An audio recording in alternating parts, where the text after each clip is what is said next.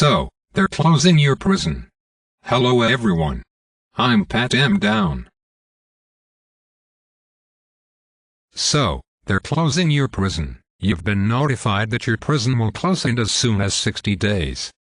You've been given conflicting information by the state and your union. Your union president sent a regional representative with 30 days on the job to tell you absolutely nothing. And the couple of things he has told you are almost immediately contradicted. Even almost 2 weeks after the closure announcement, you haven't had a visit by your union president. You say to yourself, with 7 prisons closing in your state, even if he visited 1 prison a day, he should have been to you by now. But still nothing from the douchebag. Well, I say to you, stop being so selfish. I'm sure he's very busy. After all, that $50,000 your union donated to the governor who turned around and ruined your life could not possibly have been expected to benefit you in any way. Why does it always have to be about you? And didn't your local assemblywoman pay you a visit? Didn't she tell you she would do everything she can to slow down the process and help to make things right? Sure, she told local media an hour later that her main concern was to find a buyer for the property. That really pissed you off, didn't it? There you go, making it about you again. Sure, in recent years the state built a new fence around your facility. That was a $10 million investment, and that $7 million worth of infrastructure renovations that was supposed to keep the facility running for the next 30 years. Get over it. That's yesterday's news. The fact that even with these costly taxpayer-funded upgrades, you and your peers were able to operate your facility 20% under budget the year before last and evenly on budget last year? Semantics. Okay, we get it that your facility has a virtual zero violence on staff record, and the programs afforded to the inmates benefit the community. Programs like Puppies Behind Bars, that trains dogs for drug and bomb sniffing, and as seeing eye dogs, and even have been used as service dogs to help disabled veterans returning from the Iraq and Afghanistan wars. And other programs, like community service. Sure, they maintain local cemeteries, firehouses, libraries, and parks. And when the Delaware River flooded, inmates from your facility were there to assist in cleanup and recovery operations. Blah, blah, blah. What's that you say? The Modular Home Program actually trains inmates in all phases of construction, and is actually one of the few programs throughout the entire state prison system that turns a profit of millions of dollars throughout the years. So what?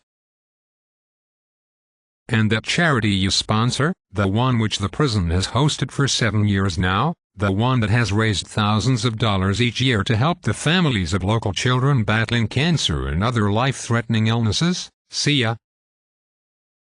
Give me a break. One good thing is that the public really has no idea about the dynamics of your facility. Those liberal bleeding hearts that want you to close because they believe you're just warehousing human beings. How could they possibly know the working dynamic you have with the inmates? It's actually pretty funny that their ignorance to the fact that by closing your prison will pretty much guarantee that those inmates will be put into a warehouse instead of having access to the benefits your facility offers them. Ha, ha, ha, I can hear you.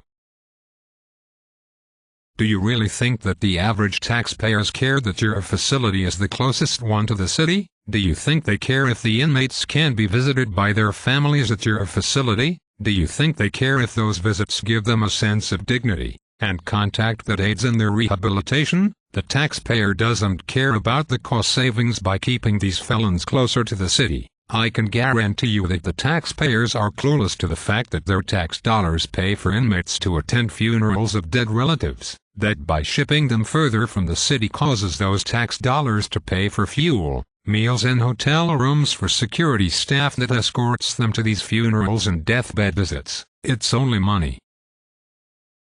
And really, everybody is sick of hearing you cry about having to relocate. Who cares that in this market you couldn't possibly sell your home, the only home your children have ever known? Who cares that you'll probably have to rent some crappy apartment and still pay your mortgage? No one. And what about your kids? Sure, they've grown up and gone to school with your coworkers' children. Sure, such a life change would be devastating. They're young, they'll get over it. At least you still have a job. Maybe. Because nobody has actually guaranteed that, have they? As a matter of fact, they haven't given you any clues as to what to do next, have they? It's funny because you're screwed. It's also funny because you've chosen public service as a career. The most secretive and non-transparent public service there is. It's funny because you can't even legally defend yourself to the press. Man, that's rich. It's funny because you're in a desert of uncertainty with no drink of clarity or security in sight. Stay thirsty, my friend. So, they're closing your prison. Good luck with that.